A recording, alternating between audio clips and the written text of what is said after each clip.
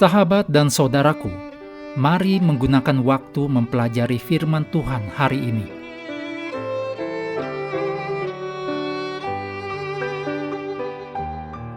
Senin 18 Mei, judulnya Yesus Melihat Iman Kita.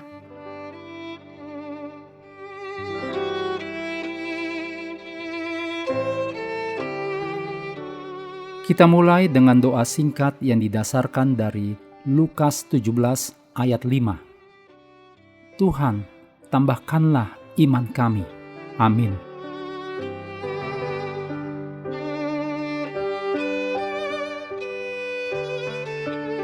Kita mengatakan bahwa kita adalah pengikut Yesus, tapi itu tidak berarti bahwa iman kita kuat.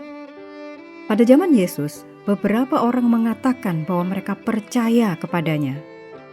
Tetapi Yesus melihat apa yang sebenarnya ada di dalam hati mereka.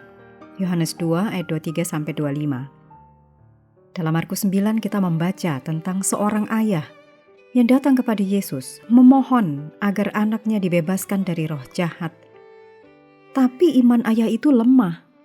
Ia kurang percaya.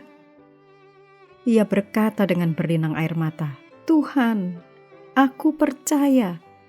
Tolonglah aku yang tidak percaya ini." Markus 9 ayat 24. Dalam kisah ini kita melihat bagaimana Yesus memperhatikan apakah seseorang itu beriman atau tidak. Beberapa orang memiliki iman yang kuat. Beberapa orang memiliki iman yang lemah.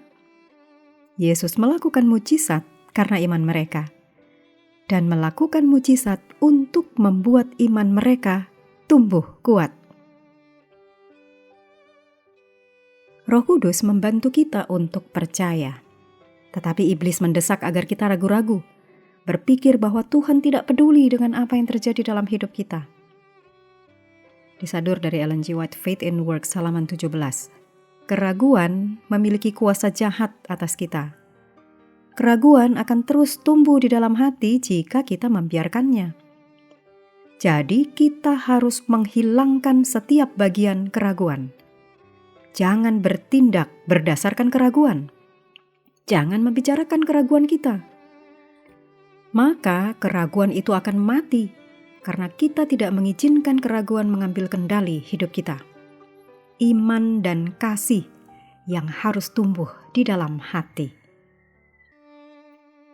Bila menghadapi keraguan tentang Tuhan atau kasih-Nya, ingat, Tuhan mengundang kita untuk berbicara dengannya, sama seperti Tuhan berbicara dengan Abraham, Musa, dan Ayub. Tentu saja, kita mungkin tidak selalu memahami alasan di balik semua yang Tuhan lakukan. Tetapi Tuhan mengundang kita untuk bekerja sama dengan rencana Tuhan. Kita harus mempercayai Tuhan dengan apa yang tidak sepenuhnya kita pahami.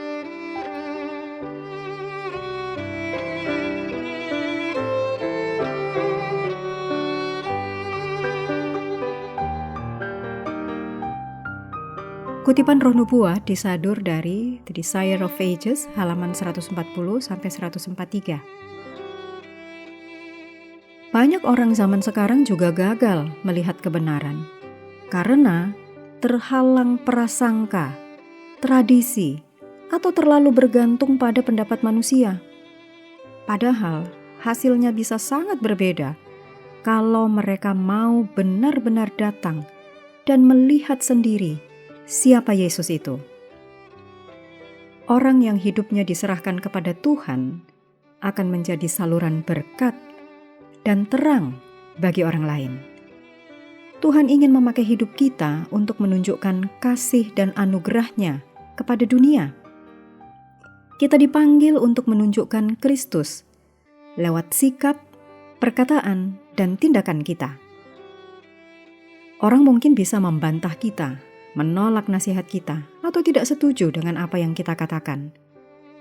Tetapi kehidupan yang dipenuhi kasih, ketulusan, kerendahan hati, dan pengorbanan seperti Kristus adalah kesaksian yang sulit dibantah siapapun. Kehidupan yang konsisten dengan ajaran Tuhan memiliki kuasa besar untuk menyentuh hati manusia. para malaikat terus bekerja atas perintah Tuhan untuk menolong umat manusia. Semua berkat yang kita terima berasal dari Allah melalui Kristus. Ketika Yesus datang menjadi manusia, Ia menghubungkan dirinya dengan kita yang lemah dan berdosa. Tetapi sebagai anak Allah, Ia juga tetap memegang kuasa surga. Karena itu, Yesus menjadi penghubung sempurna antara manusia dengan Allah. Melalui Yesus, kita dapat datang kepada Bapa dengan penuh pengharapan dan keyakinan. Amin.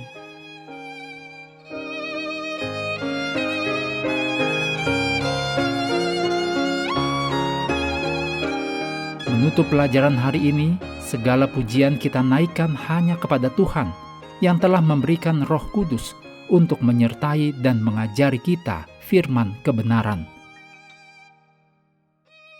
Terima kasih telah belajar bersama. Tuhan memberkati kita semua.